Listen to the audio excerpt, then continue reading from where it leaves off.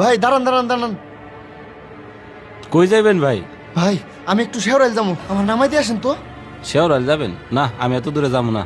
আরে ভাই তুমি তো খালি যাইতেছো, আমার একটু নামাই দিয়ে আসো, আমার হুন্ডাটা নষ্ট হয়ে গেছে, আমার খুব ইমার্জেন্সি ভাই।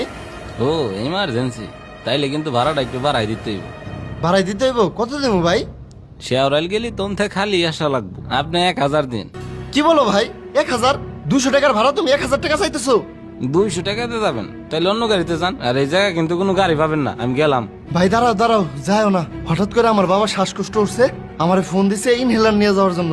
আমি ইনহেলার নিয়ে যাইতেছিলাম, এই ফাঁকা রাস্তায় আমার মোটরসাইকেলের তেল শেষ হয়ে গেছে। এখন আমি বিপদে পড়ছি ভাই, তুমি আমার বিপদের সুযোগটা নিও না। আমি তোমার 300 টাকা দিব মনে, আমার নামাই দিয়ে আসো ভাই দয়া করে। আরে ভাই, আমি হইলাম অটো চালক, এত কাহিনী শুনে তোর আমার লাভ নাই। আমার পুষলে যাবো, না পুষলে যাবো না। আমার বাপের জীবন মরণ প্রশ্ন ভাই, আমি যদি লেট করি একটা অ্যাক্সিডেন্ট ঘটে যাইতে পারে। আমার কাছে যদি 1000 টাকা থাকতো আমি তোমারে দিতাম ভাই।